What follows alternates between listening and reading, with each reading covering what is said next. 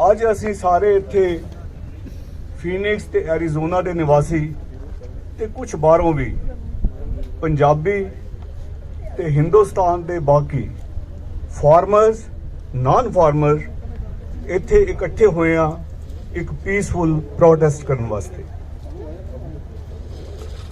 ਇਹ ਪ੍ਰੋਟੈਸਟ ਅਸੀਂ ਇਸ ਕਰਕੇ ਕਰ ਰਹੇ ਹਾਂ ਕਿ ਜੋ ਕੁਝ ਹੁਣ ਹਿੰਦੁਸਤਾਨ ਵਿੱਚ ਹਿੰਦੁਸਤਾਨ ਦੀ ਰਾਜਧਾਨੀ ਦਿੱਲੀ ਦੇ ਆਲੇ ਦੁਆਲੇ ਸਾਰੇ ਹਿੰਦੁਸਤਾਨ ਦੇ ਫਾਰਮਰਾਂ ਨੇ ਰਲ ਮਿਲ ਕੇ ਇੱਕ ਮੁਹਿੰਮ ਚਲਾਈ ਹੈ ਆਪਣੇ ਹੱਕਾਂ ਲਈ, ਦੇਸ਼ ਦੇ ਫਾਇਦੇ ਲਈ, ਹਰ ਇੱਕ ਗਰੀਬ ਲਈ, ਹਰ ਇੱਕ ਆਉਣ ਵਾਲੇ ਬੱਚੇ ਲਈ ਤੇ ਹਰ ਇੱਕ ਬਜ਼ੁਰਗ ਲਈ ਉਹਨਾਂ ਦੀ ਕਾਮਯਾਬੀ ਵਾਸਤੇ ਤੇ ਉਹਨਾਂ ਦੀ ਸਪੋਰਟ ਵਾਸਤੇ ਅਸੀਂ ਸਾਰੇ ਇੱਥੇ ਅੱਜ ਇਕੱਠੇ ਹੋ ਕੇ ਇੱਕ ਪੀਸਫੁਲ ਪ੍ਰੋਟੈਸਟ ਕਰਕੇ ਸਿਰਫ ਉਹਨਾਂ ਨੂੰ ਨਹੀਂ, ਸਿਰਫ ਆਪਣੇ ਆਪ ਨੂੰ ਨਹੀਂ, ਬਲਕਿ ਸਾਰੀ ਦੁਨੀਆ ਨੂੰ ਦੱਸਣਾ ਚਾਹੁੰਦੇ ਹਾਂ ਕਿ ਜੇ ਦੁਨੀਆ ਦੇ ਵਿੱਚ ਖੂਨ ਪਸੀਨਾ ਵਹਾਉਣ ਵਾਲਾ ਸਰਦੀਆਂ ਦੀ ਰਾਤ ਵਿੱਚ ਠੰਡੇ ਪਾਣੀ ਵਿੱਚ ਹੱਥ ਮਾਰ ਕੇ ਆਪਣੇ ਖੇਤਾਂ ਨੂੰ ਪਾਣੀ ਦੀ ਸਿੰਚਾਈ ਕਰਨ ਵਾਲਾ ਤੇ ਸਿਖਰ ਦੁਪਹਿਰੇ ਗਰਮੀ ਵਿੱਚ ਆਪਣੇ ਧੂਏ ਨਾਲ ਵਾਢੀ ਨਾ ਕਰਦਾ ਹੋਵੇ ਤਾਂ ਤੁਹਾਡਾ, ਮੇਰਾ, ਹਰ ਇੱਕ ਬੱਚੇ ਦਾ, ਹਰ ਇੱਕ ਇਨਸਾਨ ਦਾ, ਵੱਡਾ ਜਾਂ ਛੋਟਾ, ਉਸ ਦਾ ਪੇਟ ਨਹੀਂ ਭਰਿਆ ਜਾਵੇਗਾ। ਇਹ ਜਦ ਆਪਾਂ ਇੱਥੇ ਅਸੀਂ ਖੜੇ ਹਾਂ, ਇਹ ਸਾਰਾ ਕੁਝ ਪੋਸੀਬਲ ਨਹੀਂ ਸੀ ਹੋਣਾ ਜੇਕਰ ਕਿਸਾਨ ਆਪਣੇ ਖੂਨ ਪਸੀਨੇ ਨਾਲ ਮਿਹਨਤ ਕਰਕੇ ਤੁਹਾਡਾ ਤੇ ਮੇਰਾ ਢਿੱਡ ਨਾ ਭਰਦਾ। ਇਸੇ ਕਰਕੇ ਸਾਡੇ ਗੁਰੂਆਂ ਨੇ ਸਾਨੂੰ ਗੁੜਤੀ ਹੀ ਕਿਸਾਨੀ ਦੀ ਦਿੱਤੀ ਹੈ। ਤੇ ਮੇਰੇ ਵੀਰੋ, ਇਹ ਠੀਕ ਹੈ ਕਿ ਇਸ ਮੁਹਿੰਮ 'ਚ ਸਭ ਤੋਂ ਅੱਗੇ ਪੰਜਾਬੀ ਹਨ, ਪੰਜਾਬ ਦਾ ਜੱਟ ਹੈ, ਪੰਜਾਬ ਦਾ ਫਾਰਮਰ ਹੈ, ਪਰ ਇਹ ਆਪਾਂ ਗੱਲ ਨਾ ਭੁੱਲੀਏ ਕਿ ਉਹ ਆਪਣੇ ਵਾਸਤੇ ਲੜਾਈ ਨਹੀਂ ਕਰ ਰਿਹਾ, ਉਹ ਆਪਣੇ ਬੱਚਿਆਂ ਵਾਸਤੇ ਲੜਾਈ ਨਹੀਂ ਕਰ ਰਿਹਾ। ਉਸ ਦਾ ਫਰਜ਼ ਉਹਨੂੰ ਮਜਬੂਰ ਕਰ ਰਿਹਾ ਹੈ ਕਿ ਉਹ ਇਸ ਮੁਹਿੰਮ ਨੂੰ ਅੱਗੇ ਹੋ ਕੇ ਚਲਾਵੇ। ਹੌਲੀ ਹੌਲੀ ਜਿਵੇਂ ਕਿ ਤੁਸੀਂ ਦੇਖ ਰਹੇ ਹੋ, ਦੁਨੀਆ ਦੇ ਸਾਰੇ ਬੰਦੇ, ਸਾਰੇ ਫਾਰਮਰ ਉਹਨਾਂ ਦੇ ਨਾਲ ਹਿੱਸਾ ਪਾ ਰਹੇ ਹਨ। ਗੱਲ ਸਮਝਣ ਵਾਲੀ ਸਿੱਧੀ ਹੈ, ਜੇ ਕਿਸਾਨ ਹੈ ਤਾਂ ਕਿਸਾਨੀ ਹੈ, ਤੇ ਜੇ ਕਿਸਾਨੀ ਹੈ ਤਾਂ ਅਸੀਂ ਹਾਂ, ਤੇ ਜੇ ਕਿਸਾਨ ਨਹੀਂ ਤਾਂ ਅਸੀਂ ਨਹੀਂ। ਤੇ ਇਸ ਤੋਂ ਪਹਿਲਾਂ ਕਿ ਮੈਂ ਤੁਹਾਨੂੰ ਥੋੜੀ ਜਿਹੀ ਇਹਦੀ ਬੈਕਗਰਾਉਂਡ ਦੱਸ ਦਿਆਂ ਕਿ ਕਿਉਂ ਇਹ ਹੋ ਰਿਹਾ ਹੈ, ਮੇਰਾ ਜੀ ਕਰਦਾ ਹੈ ਕਿ ਦੋ ਕੁ ਲਾਈਨਾਂ ਜਿਹੜੀਆਂ ਮੈਂ ਰਾਤੀ ਤਕਰੀਬਨ 11 ਵਜੇ ਲਿਖੀਆਂ ਸੀ, ਉਹ ਆਪਣੇ ਦਿਲ ਦੀ ਉਭਾਰ ਕਰਨ ਵਾਸਤੇ ਤੁਹਾਨੂੰ ਵੀ ਸੁਣਾ ਦਿਆਂ। ਖੂਨ ਪਸੀਨਾ ਇੱਕ ਕਰਕੇ, ਖੂਨ ਪਸੀਨਾ ਇੱਕ ਕਰਕੇ ਟੁੱਕਰ ਕਰ ਲਿਆਏ ਕਿਸਾਨ, ਫਿਰ ਵੀ ਉੱਪਰੋਂ ਸਾਰੇ ਇਹਨੂੰ ਆਖਦੇ ਭਾਰਤ ਦੀ ਸ਼ਾਨ। ਗੱਲ ਕਿਸਾਨੀ ਦੀ ਜਦ ਕਰੀਏ ਕੋਈ ਨਾ ਲੈਂਦਾ ਇਹਦੀ ਸਾਰ, ਇਹਨਾਂ ਨੂੰ ਨਸੀਬ ਨਾ ਹੋਵੇ ਟੁੱਟੀ ਝੁੱਗੀ, ਬਾਕੀ ਪਾਉਣ ਮੋਤੀਆਂ ਦੇ ਹਾਰ। ਜੈ ਜਵਾਨ ਜੈ ਕਿਸਾਨ, ਜੈ ਜਵਾਨ ਜੈ ਕਿਸਾਨ। ਸੱਚੀ ਕਿਸਾਨ ਦੀ ਮਿਹਨਤ ਵੀਰੋ, ਨਾ ਕੋਈ ਵੱਲ ਤੇ ਨਾ ਛਲ, ਸਾਰੇ ਜੇਕਰ ਇਕੱਠੇ ਰਹਿ ਜਾਣ ਛੇਤੀ ਲੱਭ ਜੂ ਇਹਦਾ ਹੱਲ। ਬੀਬੀਆਂ, ਬੱਚੇ, ਬਜ਼ੁਰਗ, ਮਾਤਾਵਾਂ, ਸਾਰਿਆਂ ਵਹੀਰ ਕੱਤੀ, ਸਾਰੇ ਹੁਣ ਸਮਝਣ ਲੱਗ ਪਏ ਬਿਨਾਂ ਕਿਸਾਨ ਨਹੀਂ ਹੋਗੀ ਗਤੀ।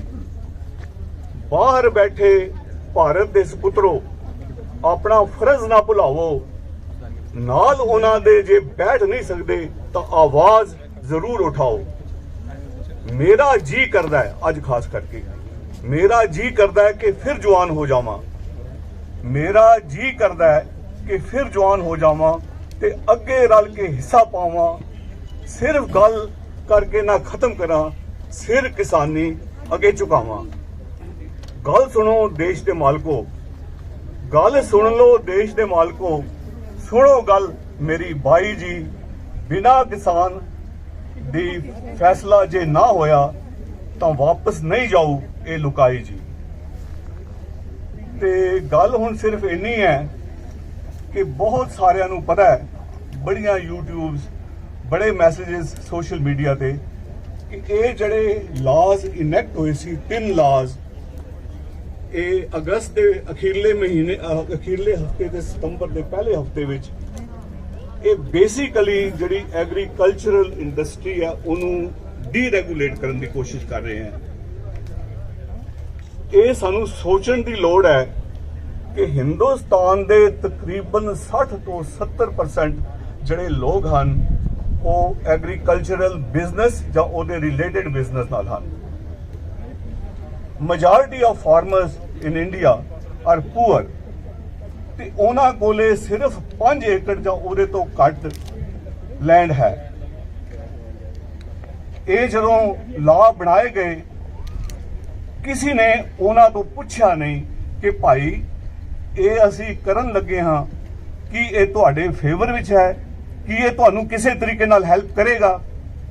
ਬਿਨਾਂ ਦੱਸੇ ਮੈਨੂੰ ਆ ਕੇ ਜੇਕਰ ਕੋਈ ਚੀਜ਼ ਫੜਾ ਦਿੱਤੀ ਜਾਵੇ ਤੇ ਕਵੇ ਇਹਨੂੰ ਘਰ ਲੈ ਜਾਓ, ਮੈਨੂੰ ਸੋਚਣਾ ਪਏਗਾ ਕਿ ਇਹ ਗੱਲ ਜਿਹੜੀ ਹੋ ਰਹੀ ਹੈ ਇਹ ਮੇਰੇ ਫਾਇਦੇ ਵਾਸਤੇ ਹੈ ਜਾਂ ਨਹੀਂ।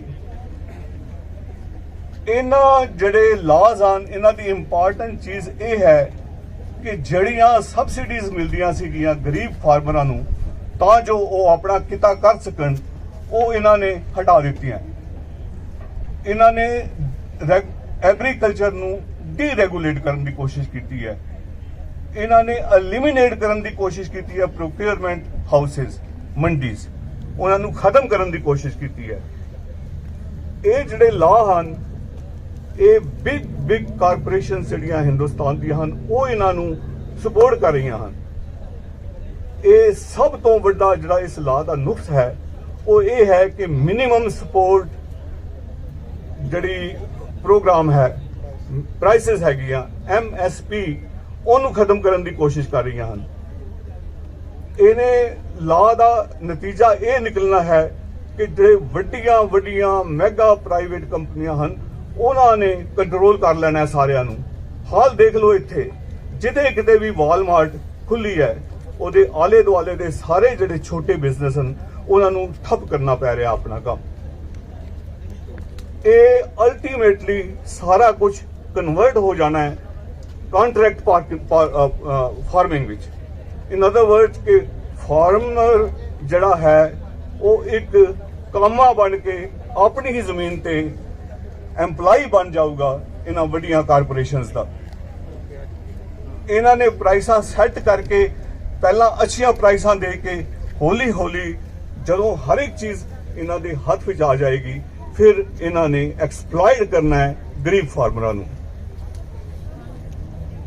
ਹੋਰ ਦੇਖੋ, ਸਿਰਫ ਇੰਨਾ ਹੀ ਨਹੀਂ, ਜੇਕਰ ਕਿਸੇ ਫਾਰਮਰ ਨੂੰ ਕੋਈ ਤਕਲੀਫ ਹੈ ਤਾਂ ਉਹਨੂੰ ਇਸ ਲਾਅ ਦੇ ਅਨੁਸਾਰ ਉਹ ਕੋਰਟ ਵਿੱਚ ਜਾ ਕੇ ਆਪਣਾ ਮੁਕੱਦਮਾ ਨਹੀਂ ਕਰ ਸਕਦਾ।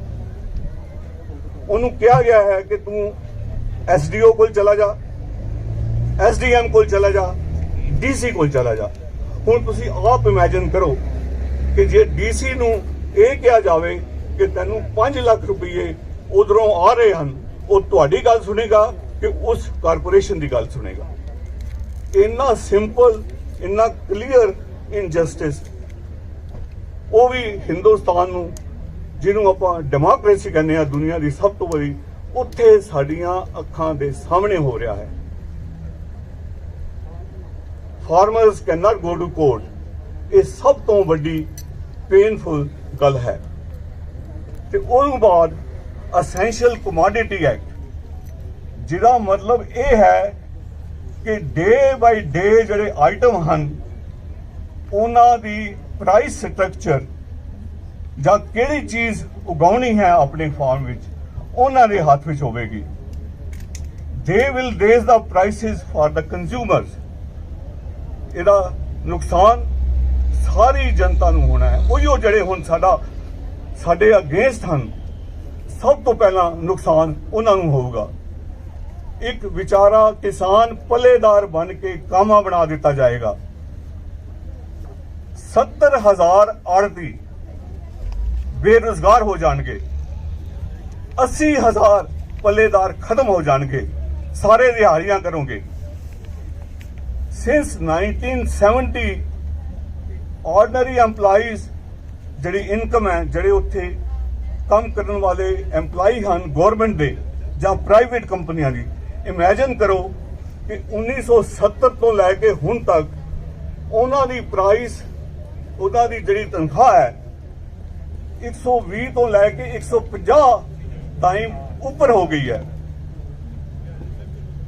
ਪਰ ਵਿਚਾਰੇ ਗਰੀਬ ਫਾਰਮਰ ਦੀ ਸਿਰਫ 5% $1470 ਤੋਂ 1470 ਰੁਪਏ ਤੋਂ 70,000 ਰੁਪਇਆ ਹੋਣਾ ਚਾਹੀਦੀ ਸੀ, ਪਰ ਉਹੀ ਸਿਰਫ ਹੁਣ 800 ਤੋਂ $1470 ਰੁਪਏ ਹੋਈ ਹੈ।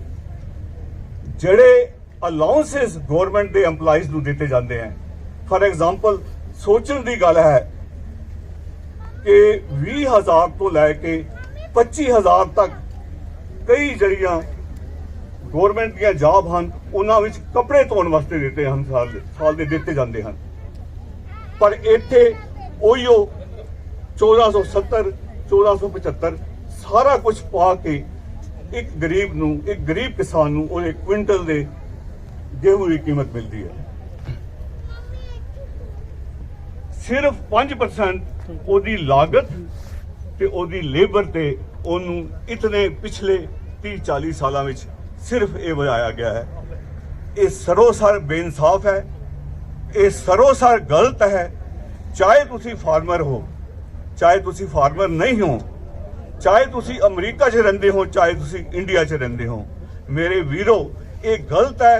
गलत हमेशा गलत रहेगा ते ओदे वास्ते जे आपां आवाज नहीं रेज करांगे, चाहे बच्चा चाहे बजुर्ग, तो फिर असी अपने आप नाल धोखा कर रहे हां। ते अखीर विच मैं, क्योंकि टाइम मैनूं लगदा हो गया होना है, मैं तुहाडे सारियां दी अगे ये बेनती करदा हां, ये जिहड़े प्रोटेस्ट हन, हुण तुसीं सोचदे हो कि असी इत्थे एक छोटी जी थां ते खड़े होके इहदा फायदा की हो रहा है। इहदा फायदा है मेरे वीरों, अज दे दुनिया विच सोशल मीडिया विच जदों ये तुहाडीआं तस्वीरां अगे जाणगीआं, अगे तो अगे तो अगे तो अगे, ते लोगां नूं पता लगेगा कि हिंदुस्तान जां अमरीका दे उस कोने ते बैठा होया एक 75 साल दा बुढ़ा ते 15 साल दी जवान कुड़ी, ਉਹ ਸਾਰੇ ਇੱਕੋ ਆਵਾਜ਼ ਨਾਲ ਗੱਲ ਕਰ ਰਹੇ ਹਨ ਕਿ ਇਹ ਇਨਜਸਟਿਸ ਅਸੀਂ ਨਹੀਂ ਹੋਣ ਦੇਵਾਂਗੇ।